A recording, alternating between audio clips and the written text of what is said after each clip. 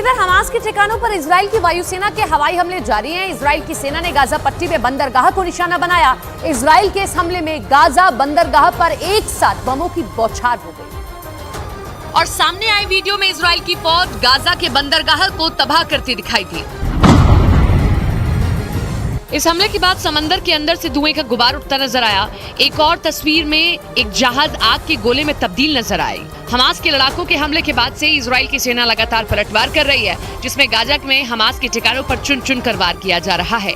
Israel की सेना ने गाजा के अंदर भोजन, ईंधन और दवाओं की एंट्री रोक दी है। इसीलिए इजराइल की सेना ने गाजा के बंदरगाह को निशाना बनाया। इजराइल की इस एयर स्ट्राइक के बाद हमास के लड़ाकों की मुश्किलें बढ़ गई हैं, जिसके लिए उसने गाजा पट्टी को रात भर धमाकों से दहला दिया और बिना रुके गाजा पट्टी पर मिसाइलें दागता रहा। हमास के हमले के बाद इजराइल ने गाजा पट्टी को चारों तरफ से घेर लिया और हमास के लड़ाकों को एक पल भी चैन की सांस नहीं लेने दी और गाजा पट्टी रात भर धमाकों से दहलती रही। गाजा पर रात में हुए हमले की जो तस्वीरें सामने आई, उनमें एक में तो इतना जोरदार धमाका हुआ कि पूरा का पूरा गाजा शहर थर्रा गया। वहीं एक दूसरे वीडियो में रात में एक के बाद एक कई धमाके होते दिखे, जिसने रात के अंधेरे और सन्नाटे दोनों को खत्म कर दिया। एक धमाका तो इतना जबरदस्त था कि कान के पर्दे फट जाएं।